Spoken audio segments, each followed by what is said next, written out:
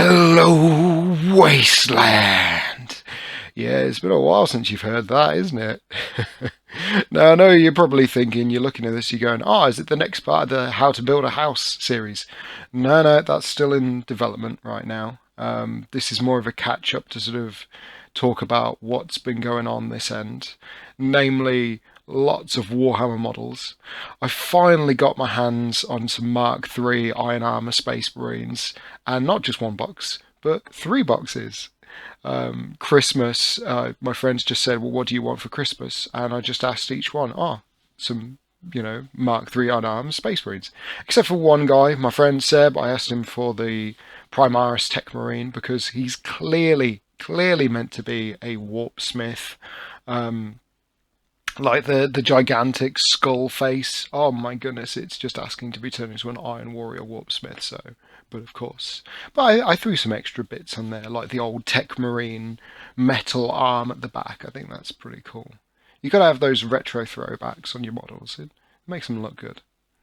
But that's not all I've been doing. I've been painting up a lot of models for my friend Mateusz at work at DHL, and in exchange for Warhammer models, he did indeed buy me the Mark III Space Marines first, to paint his Canis Wolfborn on enormous cyber wolf.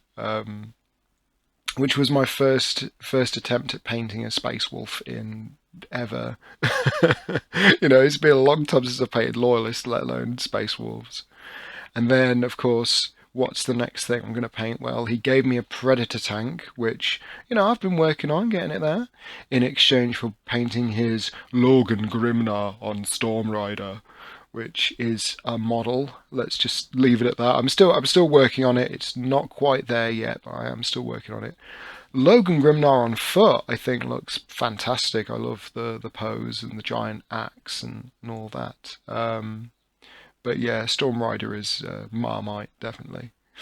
And then the next model he's bought me was the Disco Lord, which, what can I say? It's an absolutely fantastic model, which of course I had to modify and convert. But in exchange for that, I've been painting basically all of his Space Wolves. So I've done a unit of Grey Hunters, and I know to true-born Space Wolf fans out there, like you'll look at things like the shoulder pads and the heraldry and be like, but the colours are the wrong ones, they should be this and this. This is what my friend asked for, this is what my friend got, alright? They're like, I know normally it should be bolt pistols, not bolt guns, but it's what he wanted, so that's what I did for him because he's my friend. And yeah, to be honest, painting Space Wolves, they're pretty fun. I did this one as a test marine to get the pattern down and the different layers of paint down. But once I had that done, the other 9 for the squad was easy. So there'll be lots more of that in my future, I think, as well as making and painting all this stuff. The other big bit of news is I finally upgraded my PC from my junky old parts to brand new AMD parts, which is rather exciting. Alright, let's do this. Oh, yeah, hang on.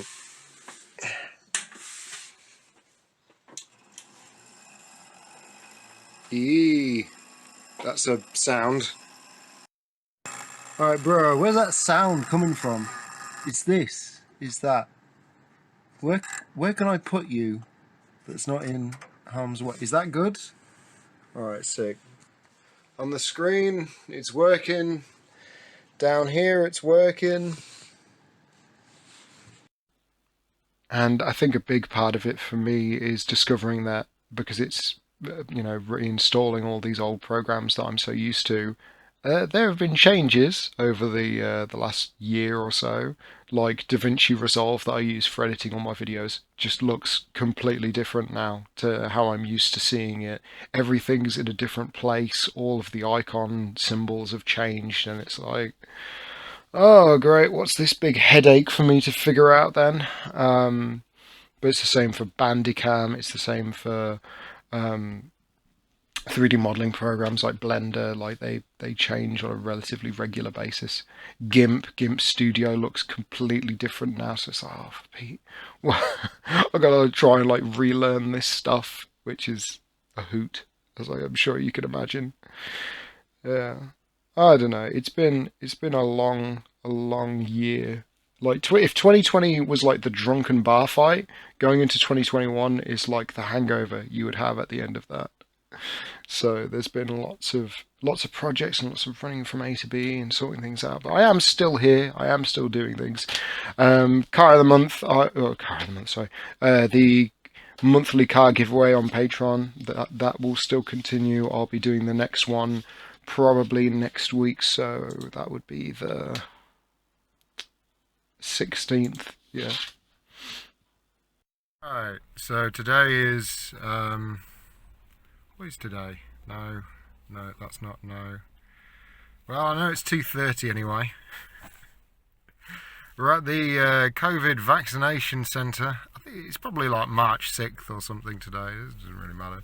We're at the COVID vaccination centre here in sunny Tamworth, and Emma's just getting her jab. I don't know when I'll get mine. I'm not a priority. I don't have asthma or any pre-existing health conditions. But yeah, so I mean, we're all in good spirits about it. I mean, she thinks it's better to have it and not need it, which is fair enough. I'll let you know if anything happens, but right now, touch wood, it's all kosher. You know, it's all on the level. So fingers crossed. You know, let's hope the vaccine works. Oh yeah, I've been painting space walls. It's black paint. It's not like dirt or anything. Yeah. Alright, in a bit, guys. But yes, keep this video nice and brief. I've got another one on the way about photographing cars for competitions because I think, having seen how people are dealing with the new Car of the Month format, I think you guys need to finally enter into the murky world of photographing with a clean white background. Most of you guys already do this, but it's real simple stuff, so I'm going to help you guys out with that. And that is it. Thank you all for watching, and I will see you all in the next episode. It has been pretty crazy busy over here, but yeah. Stay frosty, Wasteland. We're in this together, my friends.